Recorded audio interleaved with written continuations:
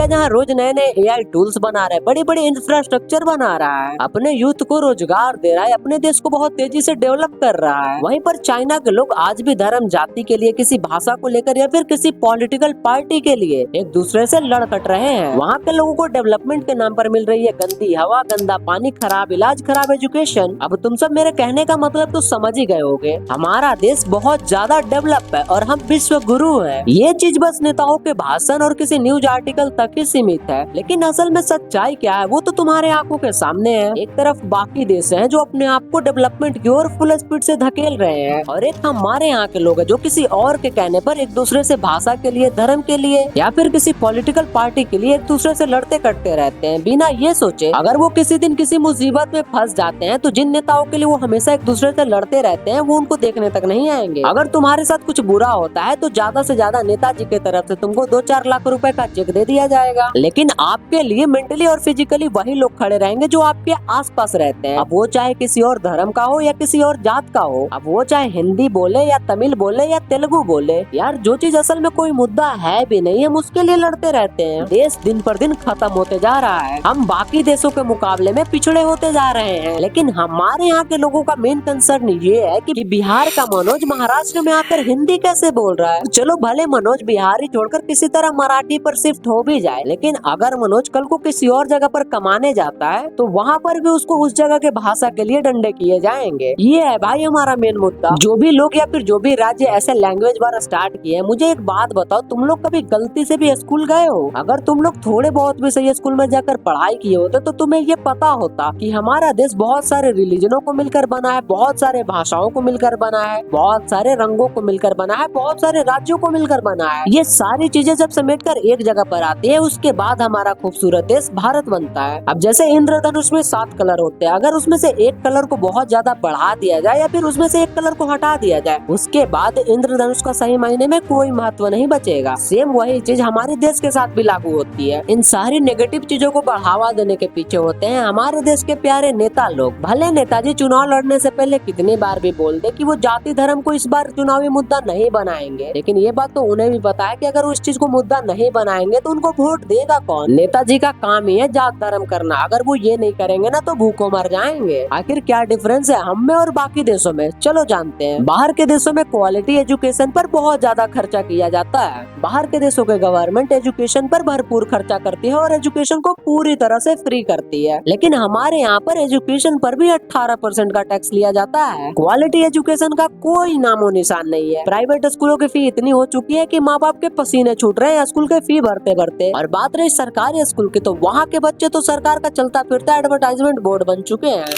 मेरा देश, मेरा देश, मेरा देश बदल है, आगे बढ़ रहा है।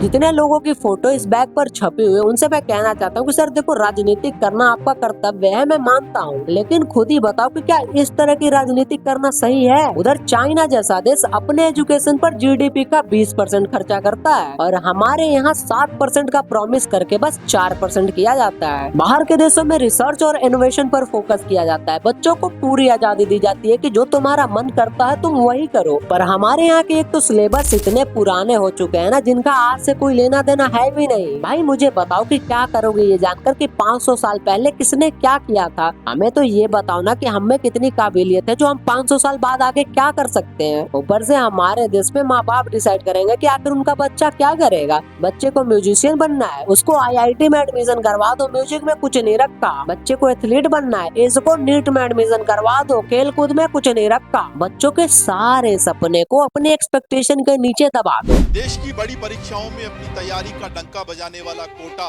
अब डराने लगा है।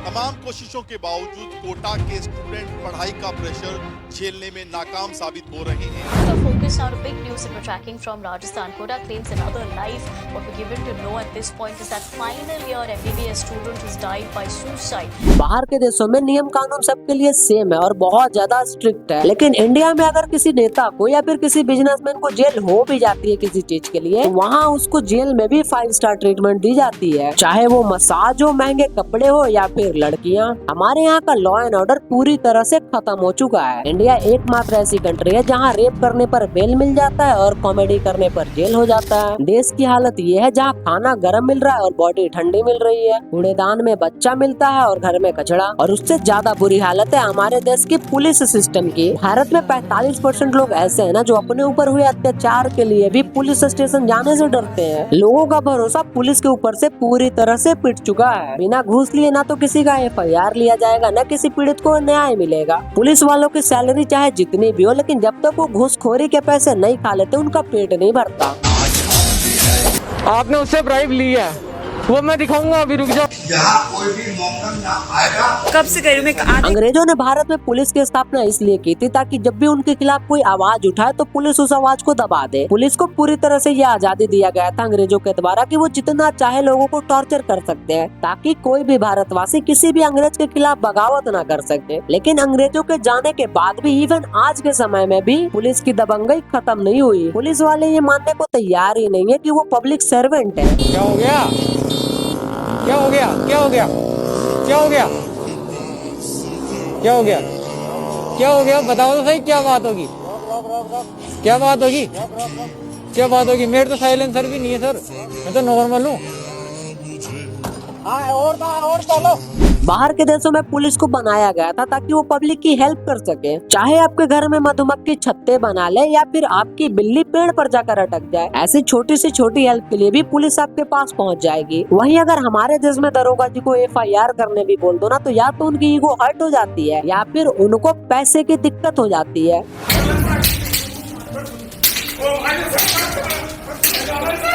पुलिस वालों ने कोर्ट और जज का काम बहुत ही आसान कर दिया है हमारे देश में। मतलब पकड़ेंगे हम ही और सजा भी हम ही देंगे। उन्हें भी पता है कि न्याय तो मिलने वाला है नहीं, ऊपर से उनका टाइम भी बर्बाद होगा और घूस के लिए पैसे भी देने होंगे। देश के सारे नियम कानून बस पब्लिक के लिए बनाए गए हैं। नेताओं और बड़े बड़े बिजनेसमैन के लिए कोई कानून नहीं है। अब एक किसान अगर 2 लाख का लोन लेकर उसे ना चुका पाए ना, तो उसकी जमीन तक जब्त की जाती है। वहीं कोई बड़ा बिजनेसमैन अगर 5-6 हजार करोड़ का लोन लेकर भाग भी जाए ना, तो उसे भी माफ कर दिया जाता है। बाहर के देशों में ना पब्लिक हेल्थ केयर पर भी काफी ज्यादा फोकस किया जाता है। वहाँ की सरकार ये ख्याल रखती है कि वहाँ के लोगों को साफ हवा मिले, साफ पानी मिले, अच्छा इलाज मिले, अच्छा रहन सहन मिले। वहीं हमारे देश में 90% घरों में साफ पीने के लिए पानी तक नहीं है, सांस लेने के लिए शुद्ध हवा नहीं है, खेती करने के लिए उपजाऊ जमीन नहीं है। देश को साफ सुथरा बनाए रखने के लिए सरकार ने एक अभियान चलाया था, स्वच्छ भारत मिशन।